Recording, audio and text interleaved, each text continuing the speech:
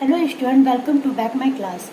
Previous class में हमने figure of speech के बारे में पढ़ा था, जिसमें मैंने आपको 3 फिगर ऑफ स्पीच के बारे में डिफाइन किया था, जिसमें था सिंपली, मेटाफर और पर्सोनिफिकेशन। तो आगे के जो 4 फिगर ऑफ स्पीच बच गए हैं उनके बारे में आज इस क्लास में हम सीखेंगे। तो without taking your much time I will start your topic figure of speech. इसमें हमने सिंपली, मेटाफर और पर्सोनिफिकेशन के बारे में सीखा था। इन तीनों के बारे में मैंने आपको प्रीवियस क्लास में सारी चीज़ें डिफाइन कर दी थी। मैंने ये भी बता दी थी कि आपको इसे पहचानना कैसे है, पहचानने का जो भी कॉन्सेप्ट था जो इसी वे में, वो मैंने उसको आपको बता दिया था। अब आगे के जो 4th आपकी फिगर ऑफ स्पीच बच रहे हैं उनके बारे में आज हम इस क्लास में डिस्कस करेंगे। तो चलिए बिना टाइम वेस्ट किए हम स्टार्ट करते हैं आपका आगे का। इसके बाद आपका था नेक्स्ट हाइपरबोल। हाइपरबोल अगर हम इस वर्ड्स को ही ध्यान से देखते हैं तो हाइपरबोल मीन्स कि बढ़ा चढ़ाकर कहना।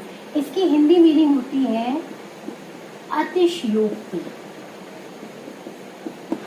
अतिशयोक्ति का मतलब होता है कि किसी बात को बढ़ा चढ़ाकर कहना, इतना बढ़ा देना कि वो ऐसा लगे कि ये होगा या नहीं, हो तो नहीं सकती वो बात, लेकिन उसको हम प्रेजेंट इस तरह से कर देते हैं कि वो किस फिगर ऑफ स्पीच में चली जाती है, अतिशयोक्ति में।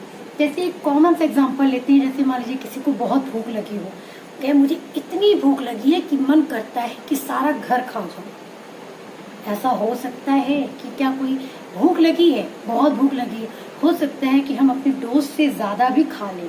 भूख लगी है तो डोज से ज़्यादा खा सकते हैं, लेकिन क्या इतना खा सकते हैं कि हम पूरा घर ही खा जाए?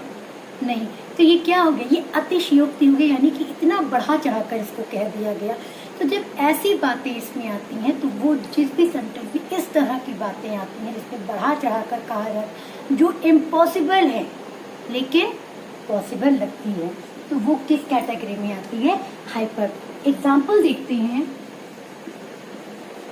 She wept ocean of tears, मतलब वह इतना रोई कि ओशियन के जितने आंसू थे उसके। क्या ऐसा हो सकता है कि किसी के आंसू ओशियन के जितने हों? बहुत रो सकता है इंसान, लेकिन इतना भी नहीं रोएगा कि एक महासागर ही बन जाए, एक सागर बन जाए, एक नदी बन जाए, ऐसा नहीं। तो ये क्या हो गया, ये आपका किस फिगर ऑफ स्पीच में आ गया, हाइपरबोल, यानी कि अतिशयोक्ति। इसमें आपको ये ध्यान रखना है कि इसमें किस बातों को बढ़ा चढ़ाकर बताया जा रहा है, ठीक है। तो ये आपका अतिशयोक्ति, यानी कि 4th आपका। नेक्स्ट है एपोस्ट्रोफी। एपोस्ट्रोफी को हिंदी में कहते हैं संबोधन। इसको कहते हैं संबोधन। संबोधन यानी कि किसी को संबोधित करना। और हम किसी को संबोधित जब करते हैं तो इंग्लिश में हम एक मार्क का यूज करते हैं, इसे एपोस्ट्रोफी मार्क्स कहते हैं। इसे एपोस्ट्रोफी मार्क कहा जाता है। इसका जो साइन होता है ये होता है। तो जिस भी सेंटेंस में हमें एपोस्ट्रोफी मार्क दिख जाए, इट मीन्स कि वो किस फिगर ऑफ स्पीच का पार्ट है, वो एपोस्ट्रोफी का है। एपोस्ट्रोफी में हमें सिर्फ और सिर्फ, जैसे मैंने बताया था कि सिंपली में आपको सिर्फ एज और लाइक देखना है, ठीक है। तो एज और लाइक अगर हमने देखा तो वो सिंपली, उसी तरह से अगर एपोस्ट्रोफी में हम देखते हैं कि ये मार्क आया हुआ है, तो इट मीन्स कि वो कौन सा फिगर ऑफ स्पीच हो गया है, एपोस्ट्रोफी। एपोस्ट्रोफी में क्या होता है कि हम किसी चीज़ को एक्सप्रेस करते हैं, ठीक है। कोई भी लाइफलेस थिंग्स हो सकती है जिसको हम एक्सप्रेस कर रहे हो, और एज अ लिविंग थिंग। कैसे कैसे कहते हैं, इसमें सोरो ब्रोवो इसी कंडीशन होती है। जैसे कहते हैं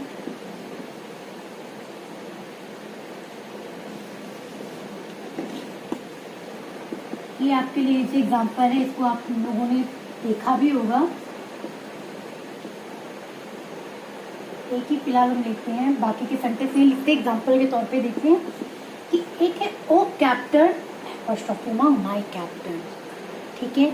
इसमें क्या है, पहली चीज तो संबोधन है, ओ आ रहा है, इट मीन्स कि हम किसी को संबोधित कर रहे हैं, ठीक है। तो ये हो गया। और सेकेंड जो सबसे इम्पोर्टेंट है जिसको आपको सेंटेंस में सिर्फ देखना है, ये क्या, एपोस्ट्रोफी मार्क्स। जहाँ एपोस्ट्रोफी मार्क्स आ गया वो आपकी किस फिगर ऑफ स्पीच का पार्ट हो गया, एपोस्ट्रोफी का। ठीक है, फिर हमारा नेक्स्ट है ऑक्सीमोरॉन। ऑक्सीमोरॉन, अब इस ऑक्सीमोरॉन में क्या है, ऑक्सीमोरॉन का मतलब होता है विरोधाभास। विरोधाभास यानी कि यहाँ पर क्या, एक सेंटेंस में कुछ ऐसे भी वर्ड्स मिलेंगे जो एक दूसरे के विरोध में होंगे, यानी कि एक दूसरे से क्या करते होंगे, अपोजिट होंगे, किसी भी तरह से उनका कोई मैच नहीं होगा। तो इसमें क्या होता है, ऑक्सीमोरॉन में जो होता है आपकी two things and phrases having opposite meaning, यानी कि सेंटेंस में या ऐसे दो चीजें मिलेंगी या सेंटेंस में दो फ्रेजेस ऐसे मिलेंगे जिसपे क्या होगी, आपस में दोनों अपोजिट होंगे, यानी कि वो दोनों में कहीं से भी सिमिलरिटी नहीं होगी, वो नॉर्मल सेंटेंस की तरह नहीं होंगे। देखने में तो हमें नॉर्मल लगेंगे, लेकिन जब उन्हें ध्यान से देखेंगे, उनकी मीनिंग को समझेंगे तो हमें पता चलेगा कि नहीं, यहाँ पर तो दो वर्ड हैं जो एक दूसरे से कंट्रास्ट हैं। एग्जाम्पल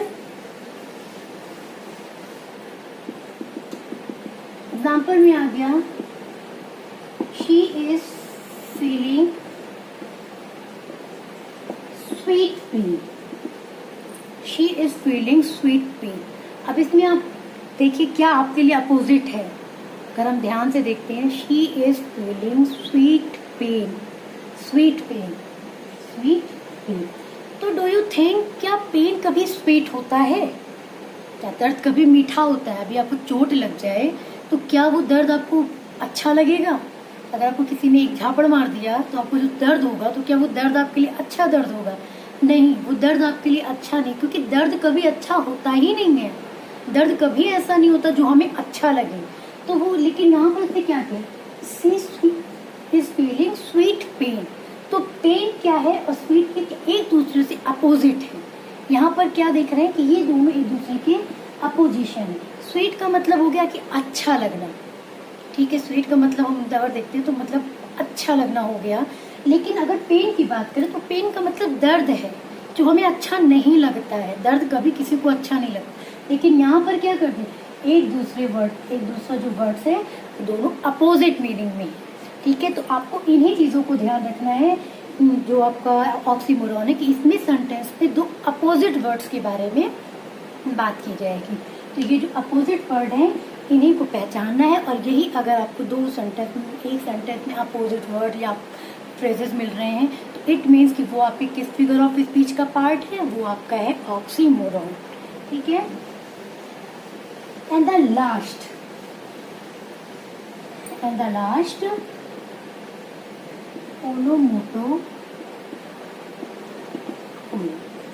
ओनोमोटोपोइया को इंग्लिश में कहते हैं ध्वनि सूचक। क्या कहते हैं, ध्वनि सूचक। अगर हम ध्यान से देखें तो ध्वनि, इट मीन्स की साउंड। इस में से क्या प्रोड्यूस होगा, साउंड। इट मीन्स कि इस फिगर ऑफ स्पीच में, सेंटेंस में हम क्या फाइंड आउट करते हैं कि साउंड, इसमें साउंड निकलना चाहिए। अगर किसी भी चीज़ की साउंड आ रही है तो इट मीन्स कि वो किस फिगर ऑफ स्पीच का पार्ट है, ओनोमोटोपोइया का पार्ट है, जिसको हिंदी में हम ध्वनि सूचक कहते हैं। अगर हम वर्ड्स की हिंदी मीनिंग ही देखते हैं तो हमें पता है ध्वनि मतलब आवाज़। अब जहाँ पे भी आवाज़ आ गई वहाँ पर कौन सा फिगर ऑफ स्पीच हो गया, आपका हो गया ओनोमोटोपोइया, ठीक। एग्जाम्पल देखते हैं, द स्नेक हिश। अब ये हिश क्या है, ये वॉइस है। किसकी वॉइस है, स्नेक की वॉइस है। जब स्नेक हिश मारता है या डसता है जिसको कहते हैं, तो वो कैसी वॉइस आती है, हिश करके आती है। तो ये हिश क्या होगी, स्नेक की वॉइस। तो यहाँ पर क्या है कि आवाज यानी कि साउंड को प्रोड्यूस कर रहा है, साउंड को प्रोड्यूस कर रहा है। तो ये आपका कौन सा हो गया, ओनोमोटोपोइया की कैटेगरी में आ गया। इट मीन कि ओनोमोटोपोइया में हमें क्या ध्यान देना है कि इसमें साउंड, अगर कहीं साउंड वर्ड्स आ रहे हैं तो वो आपके ओनोमोटोपोइया की कैटेगरी में आ जाएंगे। तो ये आपके 7 फिगर ऑफ स्पीच थे जो आपके सिलेबस में है और इन्हीं को आपको इनकी डेफिनेशन मैंने आपको यहाँ पे पहचानने का तरीका बता दिया है। तो इनको आपको ध्यान रखना है कि कैसे हम इन्हें पहचानना है। इसकी अपनी नोट्स बना लीजिए आप अपनी लैंग्वेज में नोट्स बना लीजिए, इसके डेफिनेशन को लिख लीजिए और उसी के साथ एक एग्जाम्पल को लिख लीजिए और इससे रिलेटेड कुछ एक्सरसाइज है जिसको आपको करनी होगी। इसको आप अपनी तरीके से एक्सरसाइज की प्रैक्टिस करते रहिए। ज़्यादा इसमें टाइम नहीं लगेगा, ये बहुत ईजी है। अगर 2 से 3 बार आप इसको कर लेंगे तो ये आपके लिए ईजी हो जाएगा। और जो इसके की वर्ड्स हैं यानी कि जो पहचानने का तरीका है उनको फोकस करेंगे तो ये आपके लिए और भी ज़्यादा ईजी हो जाएगा। तो ये जो 7 टाइप से आपके सिलेबस के थे ये कंप्लीट हो गए। इसके अलावा भी बहुत सारे फिगर ऑफ स्पीच है, लेकिन अभी आपको अपने सिलेबस का ही पढ़ना है। इससे ऊपर का हमें पढ़ने की अभी ज़रूरत नहीं है और ना ही वो हमारा भी लेवल है। ठीक है, तो ये जो 7 फिगर ऑफ स्पीच है इसको अच्छे से प्रिपेयर कर लीजिए। इनकी एक्सरसाइज आपको आपके व्हाट्सएप पे प्रोवाइड कर दी जाएगी। If you have any confusion so consult with me without any hesitation. Okay, अब तब तक अपना ध्यान रखिए, हंसते रहिए, मुस्कुराते रहिए। Bye bye, take care, have a nice day.